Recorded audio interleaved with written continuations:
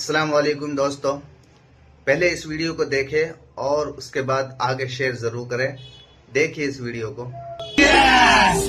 अरे रुको यार, मजा नहीं आएगा, चकमा लेके आते हैं। हाँ हाँ हाँ